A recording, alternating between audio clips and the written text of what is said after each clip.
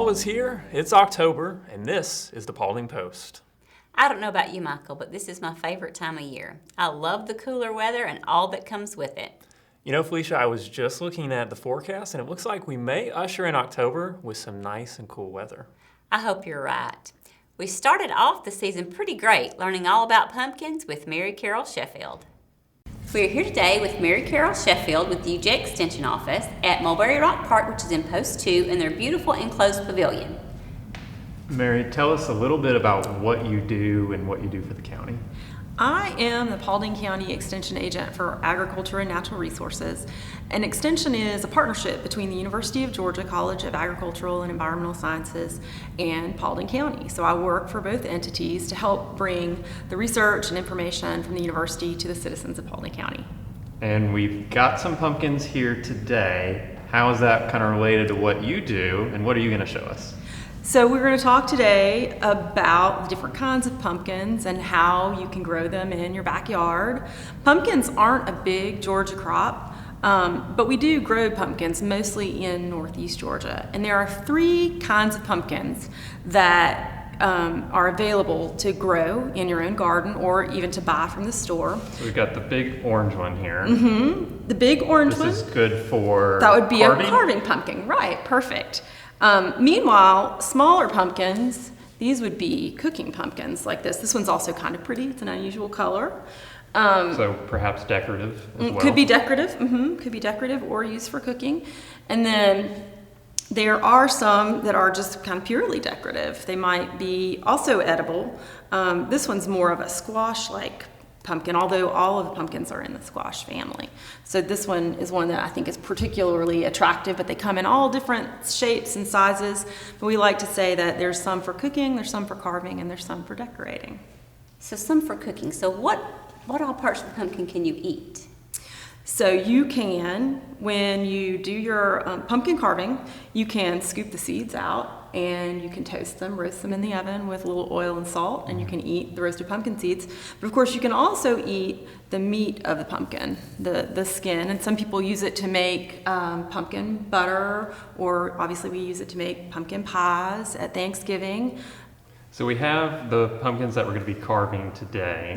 Now, if we hadn't already got our pumpkin, is it too late to go out and grow our own, or should we just go to the pumpkin patch? It's time to go to the pumpkin patch or the garden center or the grocery store if you want a pumpkin now.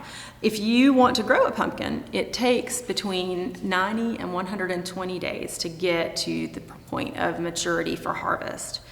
And during that time, it needs a good bit of water in order to grow. And we usually encourage people to plant pumpkins later than they plant other things in their garden. Because if you want it for the fall and it takes 90 to 120 days, you probably don't want to plant it in April when you plant your tomatoes. Probably a better time to plant pumpkins is like mid-June to the 1st of July, so that you land right at that early October, mid-October date for a harvestable pumpkin. How about we take these pumpkins and carve them? Sounds great. Tool Are we just going to kind of get started? Choose whatever tool you want, yeah. I think I'm going to need a bigger knife. I've got actual knives. Okay. I don't know how many Yeah, of I'm them going are. to need a knife. And it's a once-a-year job, so I never know exactly what tool's the best tool. I know, but I actually love the little.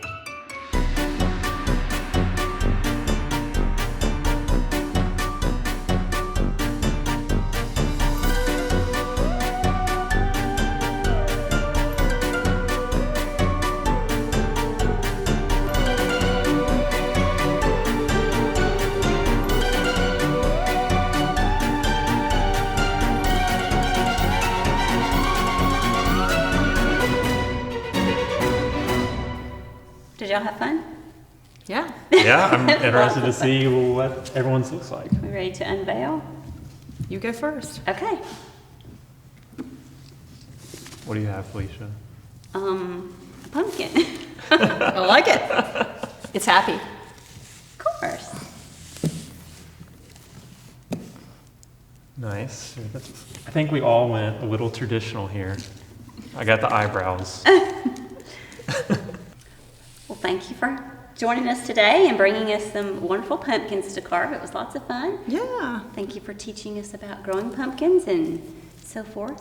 Is there anything else that you wanted to share with us? Well, if anybody's interested in learning more about growing pumpkins for next year, there's a UGA extension publication called Homegrown Pumpkins that you can check out at our website at www.ugaextension.org. Thanks for joining us today. Thank you. We really appreciate our local extension office and the programs they offer. To learn more, head over to their website. Felicia, I understand you helped film an upcoming fire safety video with Paulding Fire and Rescue. Yes, and it was a lot of fun. This video will be for elementary school students in the Paulding County School District. Here's a behind-the-scenes look at the making of the video. We're here today with Jim Sprankle with the Paulding County Fire Department at Station Number 7 in Yorkville. They let me tag along this week while they're filming a fire education video for students. Jim, can you tell us a little about this video and why it's so important? Sure.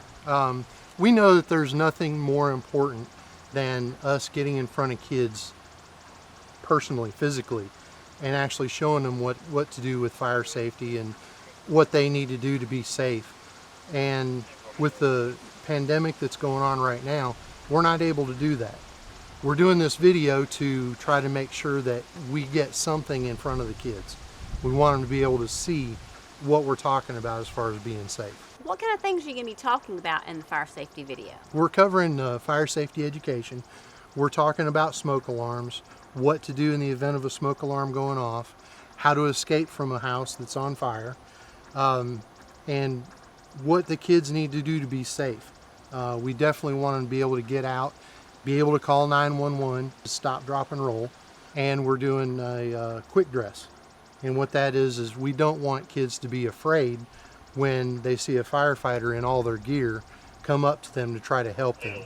We don't want kids to be hiding or anything like that. Can you tell us about this truck behind us? It looks a little different than the other trucks. It does. This is the safety engine. It's a 1992 International, and it was on the list to be surplused a few years ago. We've got a few things in the engine that can be used for educational purposes. With the television mounted in there, we've got a fire stick on it. If we have a good signal, we can log on to YouTube from anywhere in the county. So it's a really neat tool to have, to be able to hook right up to the internet and be able to show exactly what we're trying to teach people about being safe. So what other features do you have on the truck? Well, we have a good smoke alarm. We have a smoke alarm that needs a battery, have a carbon monoxide alarm, and then we've got some other alarms in there that were actually in fires. These alarms actually save people's lives here in Paulding County. Well, thank you for talking with me today, and thanks for letting me tag along. I can't wait to see the video. Thank you, Felicia. Is there anything else that you wanted to say? So we want everybody to make sure that you're staying safe at home. Check your alarms once a month, replace the battery once a year, and every 10 years, replace your alarm. Thank you. This video will have some great information that can help save lives. Yes, and I'm really looking forward to the final product. So Michael, what is going on at the Brawley Sports Complex? I went out and saw the other Michael Justice, and he showed us the latest turf fields in Paulding County. We're here at the Brawley Sports Complex here in Paulding County, and behind me is where turf fields are being installed. Michael Justice has more on that process. Today we're at the Brawley Sports Complex to highlight one of our most recent SPLOST projects. We started the construction of 2 synthetic turf fields a couple of months ago, rectangular shape of course. They're multi-use. They'll be used for soccer and lacrosse and many other activities. Play's already started, even though the project is not quite complete. Still have to install some fencing, some backstop netting and things of that nature. But we're excited about it. It's a wonderful project. Again, it is funded by local sales tax dollars, for which we are thankful as well. Hope you get the chance to come out and see them. They're beautiful. Come out and watch the kids play and get out on them if you get the chance. Well, Michael, do you have any plans for Halloween? I'm not a big Halloween person, but I love the fall, love the leaves changing, hiking. What about you? Well, I don't like the scary, creepy Halloween stuff, but I do like the fun costumes and watching the kids and stuff. So no scary movies. No scary movies at all. Never. Well, thanks for joining us on this edition of Paulding Post. We hope you have a great month.